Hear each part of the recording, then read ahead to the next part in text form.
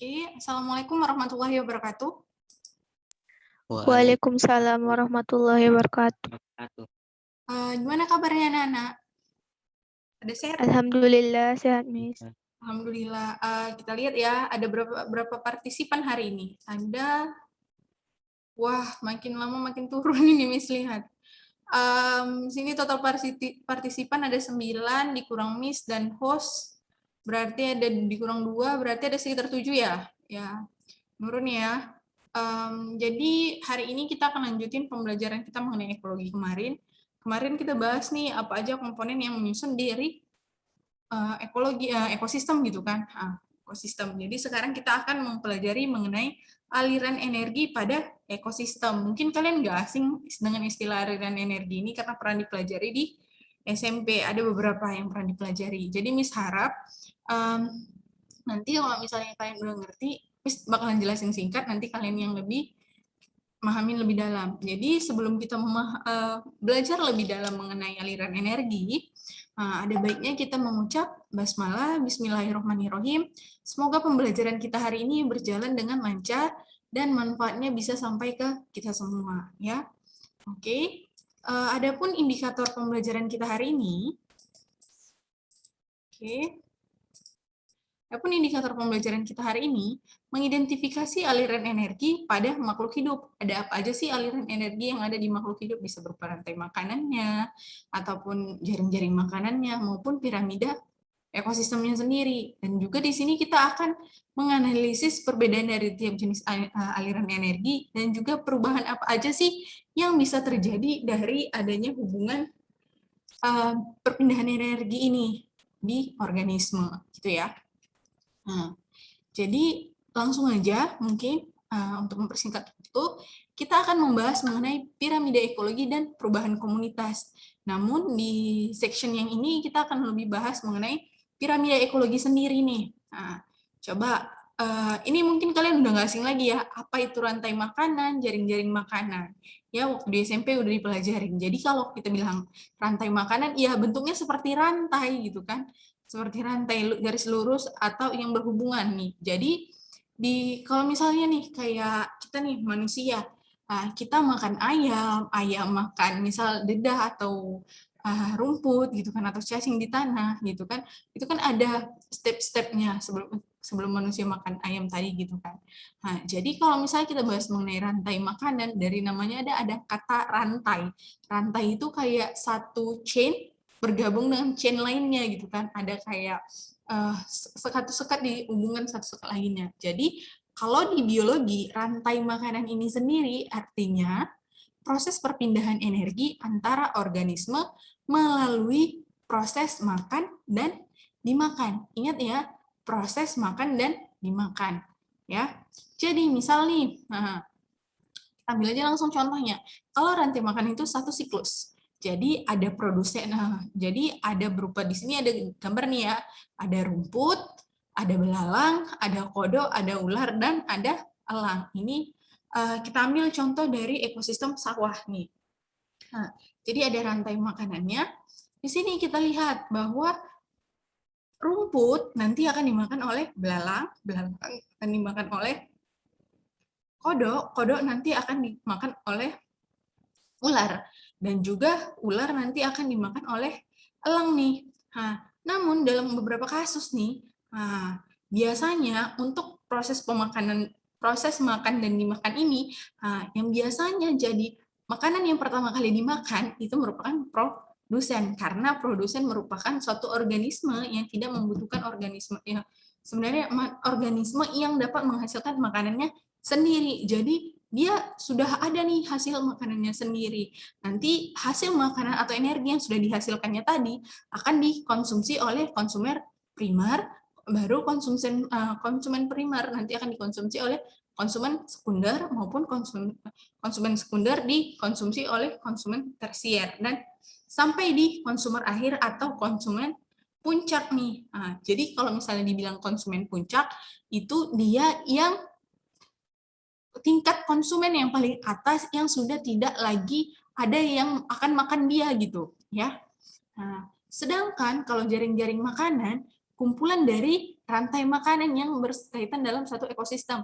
Balik lagi nih, misal nih di ular, di sini di sawah, ekosistem sawah kita lihat. Jadi sebenarnya kan yang makan rumput nggak cuma belalang aja kan, bisa jadi ada kelinci, ada tikus, maupun ada burung pemakan biji, ya kan?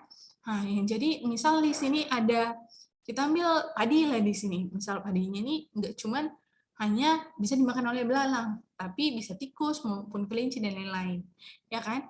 Nah, jadi ternyata yang makan kelinci, tikus maupun belalang ini konsumennya itu tingkat konsumen keduanya udah berbeda-beda nih di sini, ya kan? Nah, jadi kayak misal nih kita lihat dulu. Kan tadi Miss bilang bahwa jaring-jaring makanan itu kumpulan dari beberapa rantai makanan. Jadi kita lihat ya, kita analisis dari gambar yang di sebelah kanan. Ada berapa banyak sih rantai makanan yang bisa terbentuk? Yang pertama, tumbuhan dimakan oleh kelinci. Kelinci dimakan oleh rubah, satu rantai. Ya, atau ini nih kita lihat, tumbuhan dimakan oleh burung pemakan, tumbuhan dimakan oleh tikus, tikus nanti bisa aja nih langsung dimakan oleh elang, ataupun tikus nanti ya, itu rantai kedua, ataupun rumput, tikus, dan rubah, itu rantai ketiga. Di sini aja udah dapat nih 3 rantai. Nah, ya banyak rantai yang bisa dibentuk. Nah, jadi berdasarkan ini kita bisa lihat nih bahwa yang menjadi produsen itu adalah tumbuhan. Nah, kalau misalnya berdasarkan gambar yang ini, yang menurut kalian menempati posisi sebagai makhluk hidup yang sebagai konsumen puncak yang mana kira-kira?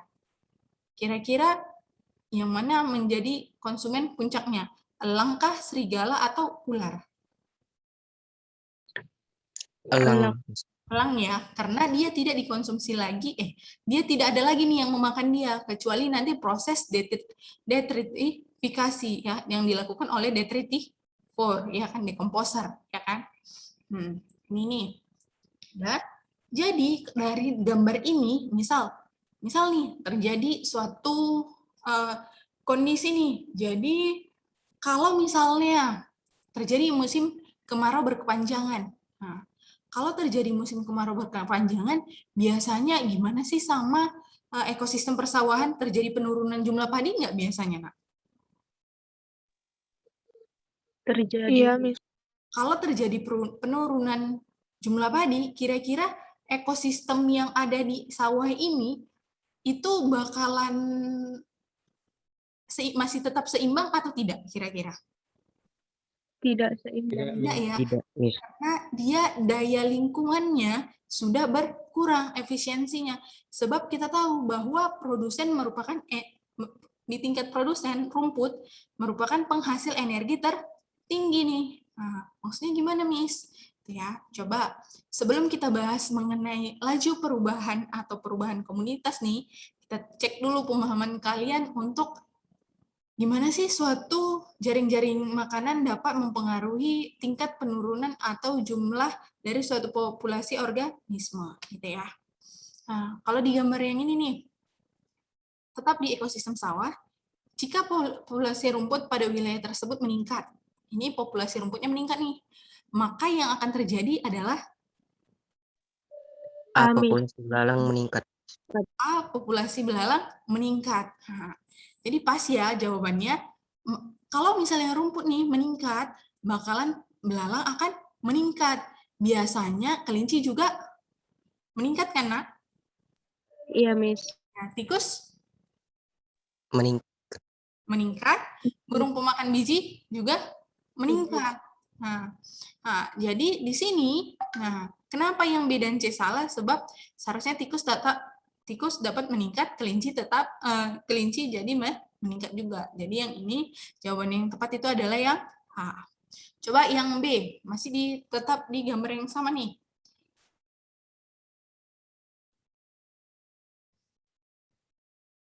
Yang ini yang D semua pernyataan benar ya, Nak?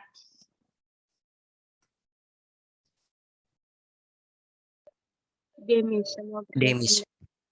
D karena D, semua pernyataan benar, betul ya. Sebab kalau misalnya kita lihat nih, option yang A, populasi laba-laba dan ular dapat meningkat. Di sini dikatakan bahwa rumput meningkat, populasi belalang, burung pemakan biji tikus serta kelinci akan meningkat. Ya kan? Tadi kita bahas nih, karena akan terjadi, benar ya, laba-laba dan ular dapat meningkat. Kalau ini udah banyak jumlahnya, nih konsumen tingkat 1, berarti nanti konsumen tingkat 2-nya juga akan mengalami peningkatan nih, maupun nanti di konsumen tingkat ketiga dan keempatnya, gitu ya nak. Nah, jadi kalau misalnya nih kalian perhatikan, di dalam suatu ekosistem ada beberapa organisme yang dia itu memiliki peran yang sangat besar nih di dalam suatu ekosistemnya. Maksudnya gimana, Miss? Nah, jadi ada suatu organisme yang akan memegang peranan penting di dalam suatu ekosistem, dan juga ada organisme yang dia penting, istilahnya dia itu akan menyebabkan kerusakan bagi lingkungannya. Satu berperan penting karena dapat menyeimbangkan ekosistem, sedangkan satu lagi dapat merusak ekosistemnya. Jadi kalau dibilang dia spesies yang memiliki peranan penting dalam meningkatkan keseimbangan ekosistem, itu disebut sebagai spesies kunci. Namun kalau dia spesies yang berdampak buruk atau istilahnya dapat menyebabkan kerusakan lingkungan di ekosistem tersebut, disebut sebagai spesies invasif nih. Contohnya gimana, Miss? Ini nih, misal kita ngambil contohnya di hutan hujan tropis. Ya, di hutan hujan tropis kita tahu nih bahwa ada beberapa jenis banyak buah-buahan. Jadi banyak buah-buahan. Biasanya buah-buahan ini akan dikonsumsi. Kalau kita lihat kita ambil rantai makanannya, bisa dimakan oleh burung maupun nanti dimakan oleh orang hutan, ya kan? Jadi berdasarkan ini kita tahu kalau misalnya kita ambil satu rantai makanan nih, buah-buah tadi dimakan oleh orang hutan. Jadi orang hutan tadi ini bisa aja nanti diburu oleh manusia, gitu kan? Diburu oleh manusia. Jadi dari 3 siklus tadi kita bisa lihat bahwa orang hutan ini kalau dia misalnya jumlahnya meningkat, gitu kan? Jumlahnya meningkat, dia akan mempengaruhi di buahnya tadi. Maksudnya gimana, Miss? Orang hutan tadi dia memiliki kemampuan untuk mengkonsumsi buah-buah tadi, di mana biasanya kalau dia proses makannya, dia kan sering itu pindah dari satu pohon ke pohon lain. Jadi pergerakan dari atau perpindahan dari orang hutan ini dalam satu harinya aja bisa sampai 10-20 kilometer per harinya. Jadi dia termasuk salah satu spesies kunci yang membantu dalam persebaran biji-bijian yang ada di hutan, gitu ya nak. Itulah disebut dia sebagai spesies kunci. Itu ya. Atau misal contoh lain ya, misal burung tadi nih, burung memiliki kemampuan bermigrasi juga kan. Di sini dia akan membantu dalam proses peningkatan populasi. Atau kita ambil rumput nih. Rumput itu juga mempengaruhi dalam keseimbangan ekosistem. Kalau tidak ada produsen atau jumlahnya tidak tinggi, itu akan mempengaruhi dalam proses ekosistem gitu. Ya. Jadi kalau dibilang spesies kunci ini, dia dapat meningkatkan jumlah produsen gitu ya. Meningkatkan jumlah produsen dan meningkatkan biodiversitas. Namun kalau dia spesies invasif, dibilang kan dia dapat menyebabkan kerusakan lingkungan. Maksudnya gimana, Miss? Karena biasanya spesies invasif ini memiliki beberapa ciri, yaitu memiliki kemampuan atau adaptasi yang tinggi, dan juga tingkat pertumbuhannya, kemampuannya dalam berkembang biak itu cepat, dan mudah tersebar ke daerah yang baru, reproduksinya cepat. Kita ambil nih, salah satu tumbuhan yang tidak asli tumbuhan Indonesia dan berasal dari Brazil, ada enceng gondok. Jadi enceng gondok ini sebenarnya dia dia kan memiliki kemampuan adaptasi yang tinggi. Jadi kalau misalnya sering nih kita lihat banyak di perairan di danau-danau tuh yang kondisi danaunya itu sudah ekosistemnya sudah tidak seimbang, di mana jumlah ikannya berkurang, gitu kan, dan lain-lain gitu ya. Contohnya paling sering kita lihat dari jumlah ikannya yang berkurang dan tingkat kekeruan airnya. Sebab kenapa, Miss? Dia sebagai spesies invasif, dia memiliki pengaruh yang menyebabkan kerusakan lingkungan, yaitu pertama, turunnya kadar oksigen di perairan dan juga menyebabkan pendangkalan nih. Makanya warnanya lebih keruh. Gitu ya. Nah, sedangkan gitu ya. Jadi ini nih yang disebut sebagai spesies kunci dan spesies invasif. Ada juga nih, kalau biasanya kita udah bahas tentang rantai makanan, jaring-jaring makanan, kita akan bahas mengenai piramida ekologi. Kalau di piramida ekologi, yang dimaksud dengan piramida ekologi ini merupakan susunan tingkatan trofik yang menunjukkan kepadatan populasi, berat kering, dan kemampuan menyimpan energi pada tiap trofik setiap ekosistem dalam suatu ekosistem. Biasanya kan kalau kayak tadi nih kita lihat di jaring-jaring makanan, ada produsen, konsumen tingkat 1, konsumen tingkat 2, konsumen tingkat 2 juga ini. Nah, ini konsumen tingkat 3 atau tingkat 4 nanti dia masuk tergantung di mana letaknya ya, gitu. Jadi, kita balik lagi nih ke sini. Jadi, setiap dari tahapan ini akan membentuk suatu piramida. Piramida tadi biasanya kalau dia seharusnya tingkatan trofiknya itu kan dimulai trofik 1 sampai tingkatan trofik ke-4 maupun tingkatan trofik ke-5. Nah, biasanya jadi biasanya trofik pertama itu produsen, trofik kedua konsumen tingkat 1, trofik ketiga konsumen tingkat 2, dan trofik keempat itu konsumen tingkat 3. Jadi trofik pertama itu sudah dimulai dari tingkatan produsen. Nah, kita mulai nih dari piramida ekologi itu ada 3 jenis: piramida jumlah, piramida biomasa, dan piramida energi. Ingat ya, piramida jumlah, piramida biomasa, dan piramida energi. Kita bahas dulu yang pertama, piramida jumlah. Kalau dibilang piramida jumlah, menunjukkan jumlah organisme pada tingkatan trofik. Biasanya, piramida jumlah ini, dia semakin tingkatan trofik pertama itu memiliki jumlah organisme yang paling banyak nih, jumlah individu yang paling banyak dibandingkan tingkatan trofik keempat. Kenapa, Miss, bisa gitu? Jadi, kalau jumlah produsennya sedikit, berarti di sini menunjukkan bahwa keseimbangan ekosistemnya tidak dicapai gitu, atau ekosistemnya tidak stabil gitu ya, Nak. Jadi yang stabil itu dia jumlah produsennya lebih tinggi daripada jumlah konsumennya gitu. Nah, ya. Sedangkan untuk piramida biobasa ini menunjukkan berat atau masa kering total suatu organisme dari setiap masing-masing kelompok tingkat trofik.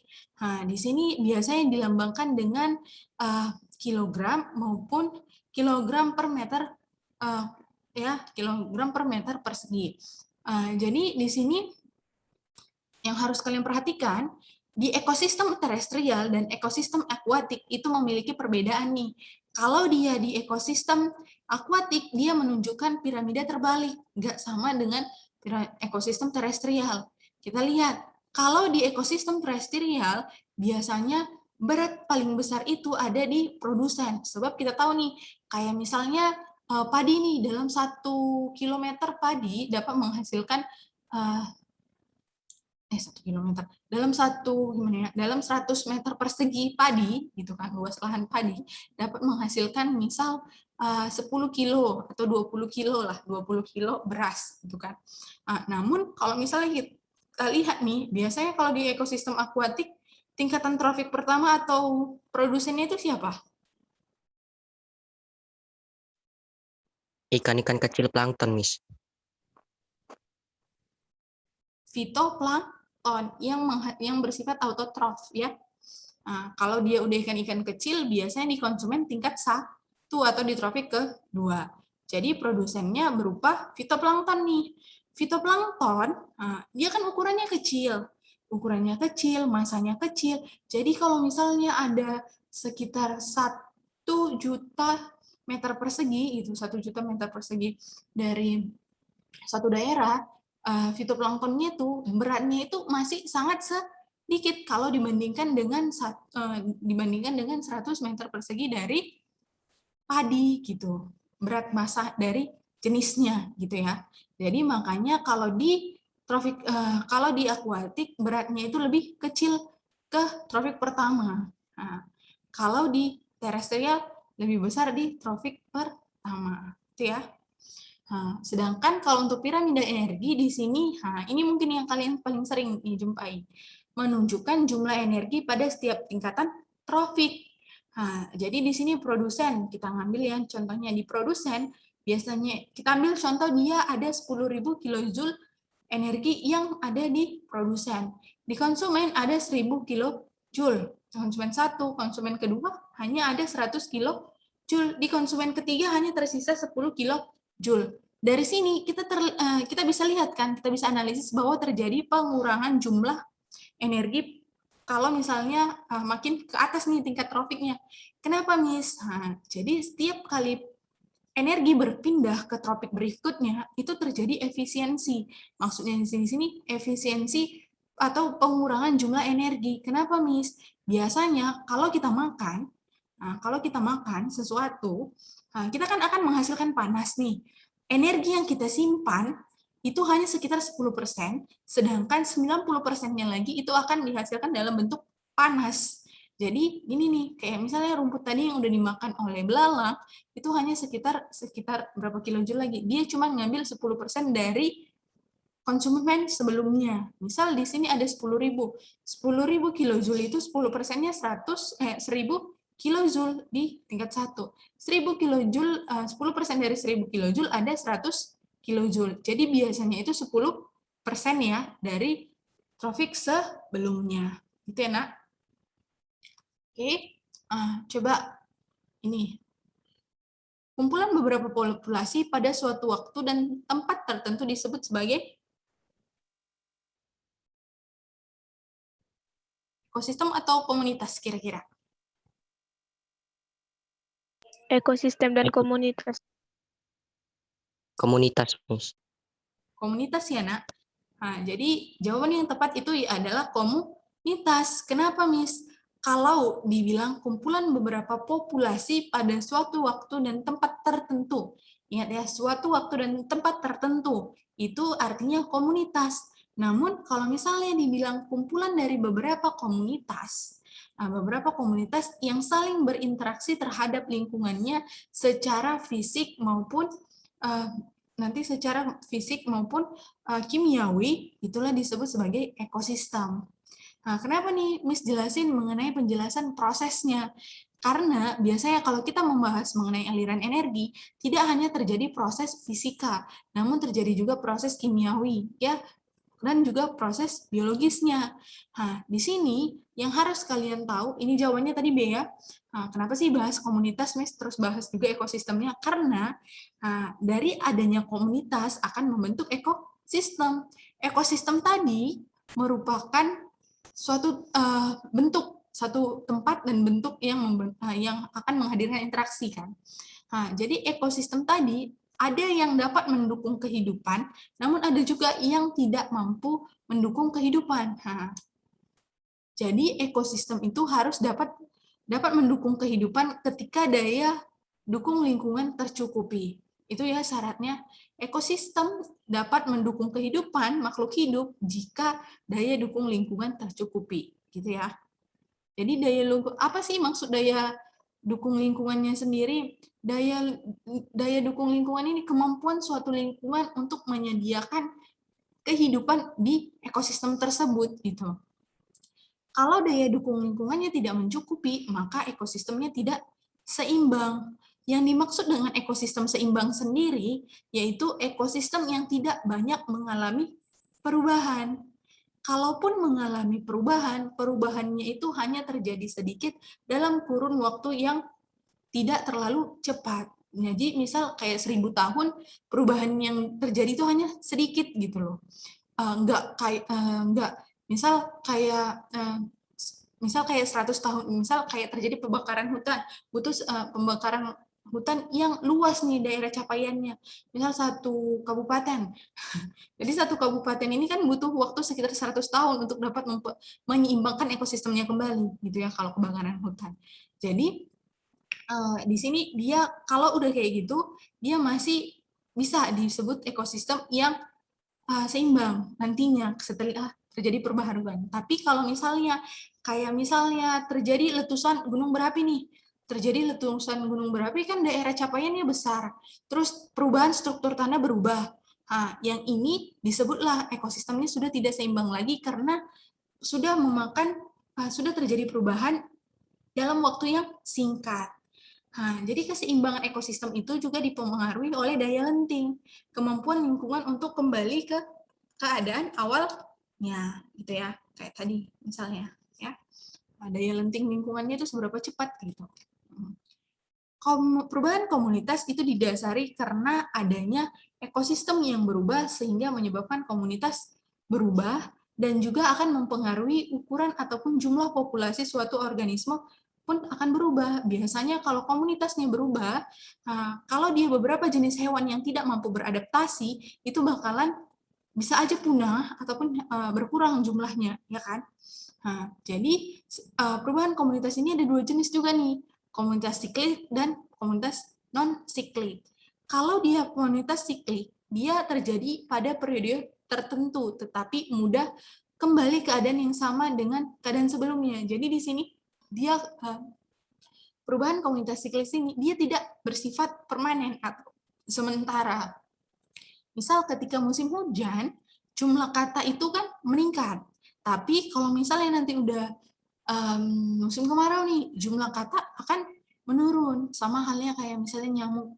Biasanya kalau udah di musim hujan akan terjadi peningkatan jumlah nyamuk, tapi kalau di musim kemarau akan terjadi penurunan jumlah nyamuk gitu. Itu kan cuman sekitar berapa bulan, cuman sekitar 6 bulan akan terjadi perubahan kembali nih, ya. Itu disebut sebagai perubahan komunitas siklik.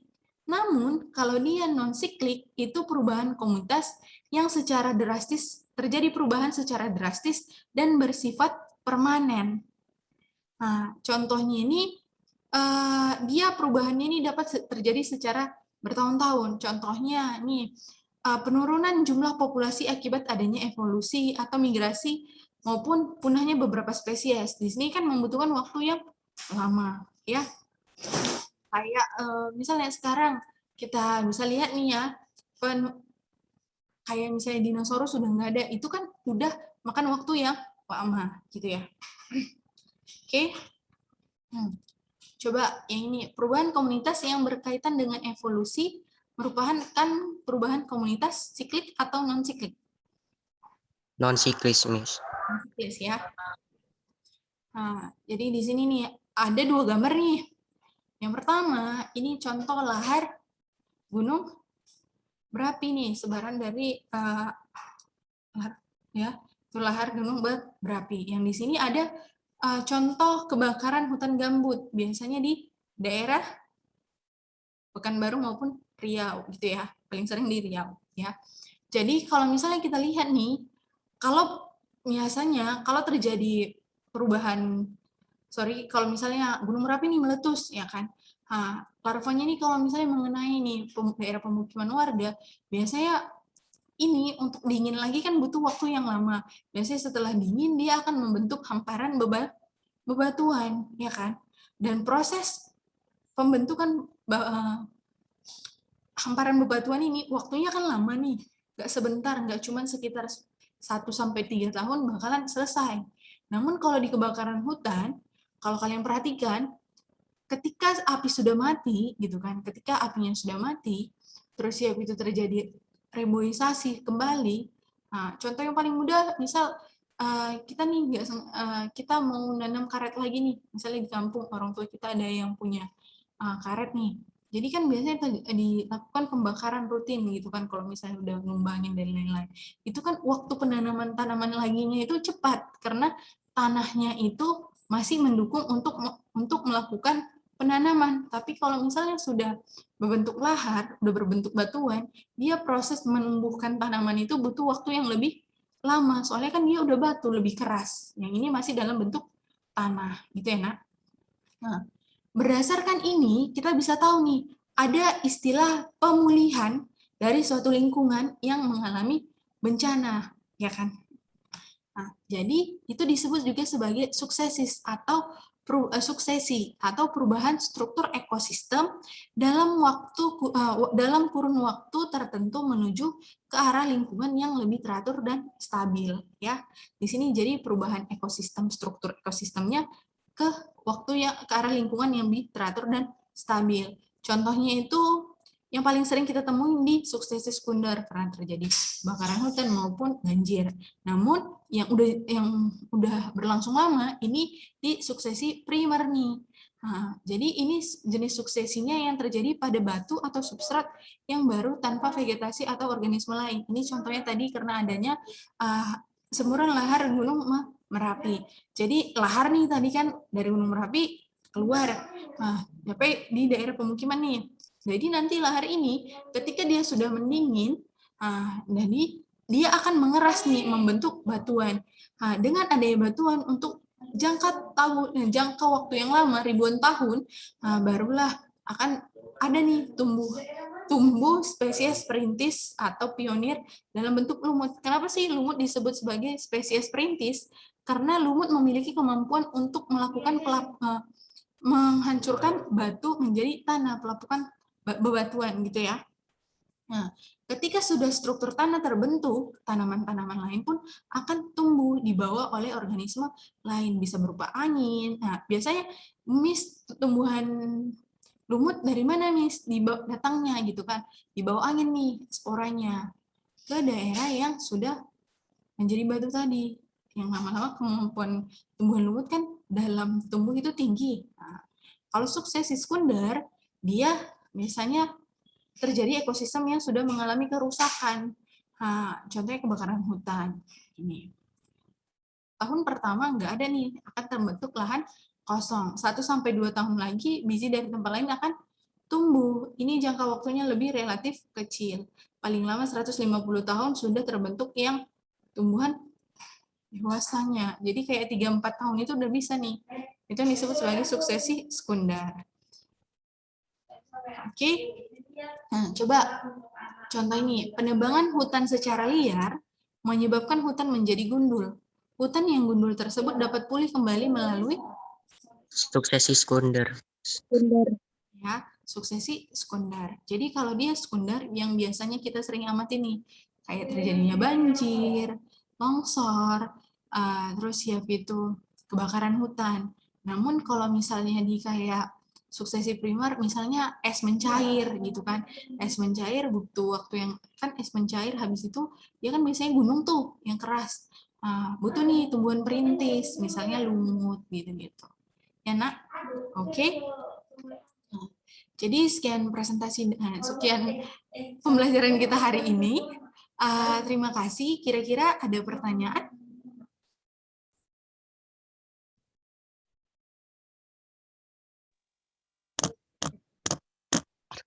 Nggak ya. Jadi kalau memang nggak ada pertanyaan, ya udah kalian kerjakan kuisnya. Jangan lupa. Semoga kuisnya sudah lengkap sampai akhir bulan Maret ini. Nanti Miss bakalan rekap lagi ya. Oke, akan Miss serahkan ke wali kelas kalian masing-masing. Oke, jadi untuk pertemuan hari ini, alhamdulillah. Assalamualaikum warahmatullahi wabarakatuh. Waalaikumsalam warahmatullahi wabarakatuh.